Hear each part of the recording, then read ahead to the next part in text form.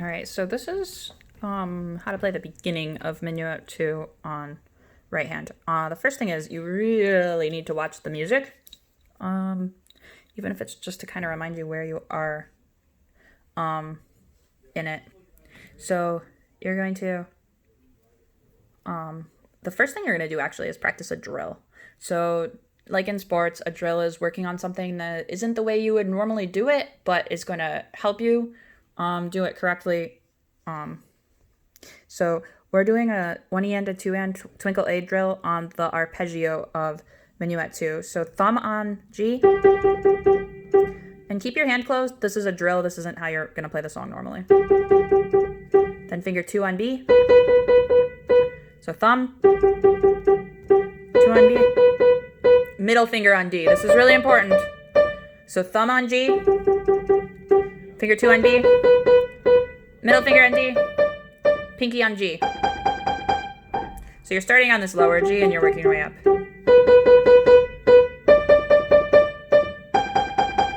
Thumb on A. This is the hard one to reach. Oops, and my key is broken too. Sorry, I meant to warn you.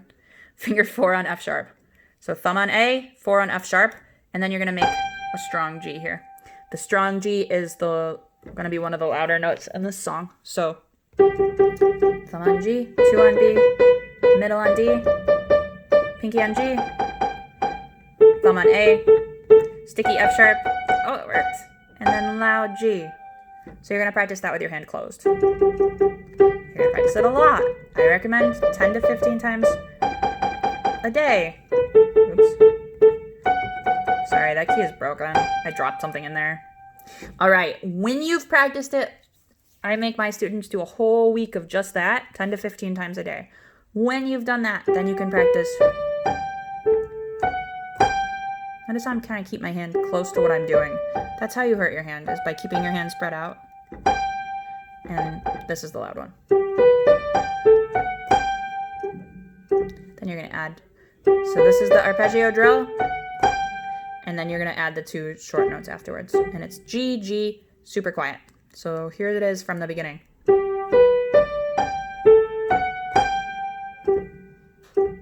And then you do the same thing again. You're going to want to practice it slowly like that. You want it to be even. Practicing it to the metronome might help. If you're my student, you will eventually have to do that anyway. These thumbs are quiet. They're not loud. They're part of the harmony. In this measure, right here, left hand's actually going to be the melody. So right hand's the harmony. All right, so you play it twice.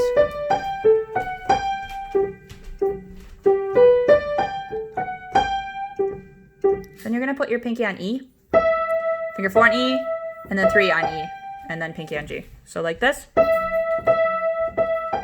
E, E, E, G. The whole reason you're doing that is to not make these short. You want it to be connected. That's why you're switching fingers. So keep that in mind. So from the beginning, you're on making that pinky loud.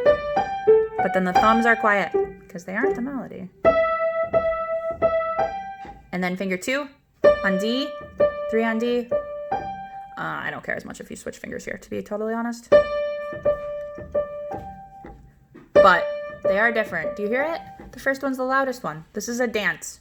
So this is how people would find what foot they were supposed to be on for the dance, is having the first beat louder. So this part, I'm going to put thumb on C next. So from the beginning.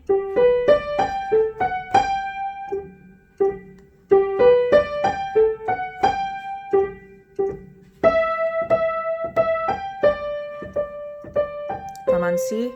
Then you're going to put finger 4 on D. This part needs to be connected. So D, C, B, C, A. D, C, B, C, A, 2, 3. So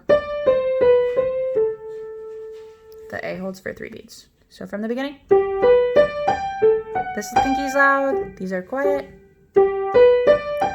Pinky's loud again, thumbs are quiet. This part's loud. This part's medium, but it gets quieter. And this is quiet. D, C, B, C, A. This is quiet. 2, 3. All right, so this song is in 3, which means there's a 1, 2, 3 beat feel for the whole entire song. Also, the dynamics reflect that too. So in each section where there are 3 similar things, they go loud, medium, quiet. So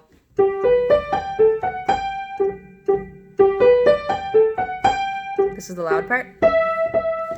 Medium, quiet. All right, and that catches us up to where we are. Now you're gonna do the arpeggios again, twice.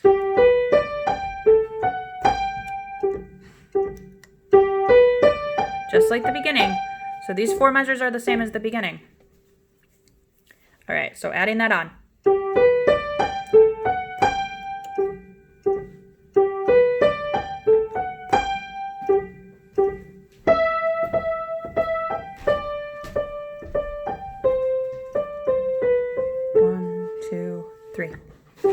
Now it's like the beginning.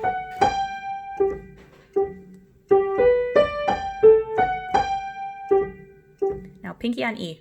E, D, C, B, A. So E, D, C, B, A. That's strong. If you'll notice, it is also getting a tiny bit quieter. Dynamics and phrasing are confusing. This is a loud part, but it doesn't mean all of it is loud. So D, C, sorry, E, D, C, B, A. Now you're gonna put pinky on D. D, C, B, A, G. D, C, B, A, G. All right, so E, D, C, B, A, D, C, B, A, G. So practice that part.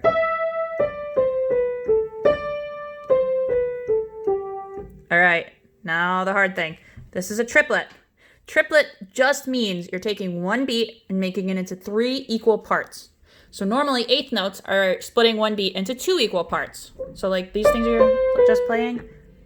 A triplet is just slightly faster than that. It's just taking a little bit from each of the 8th notes and making it into a 3rd note. It's not a grace note. Triplets are not grace notes. They're not ornaments.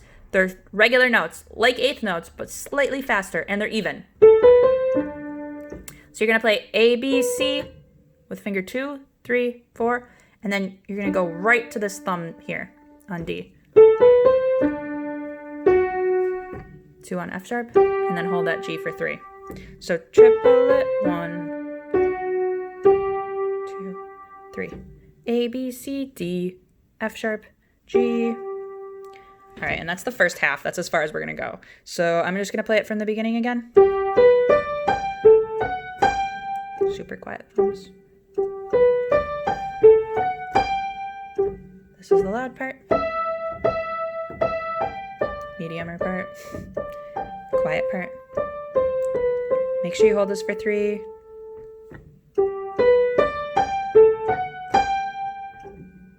Still quiet.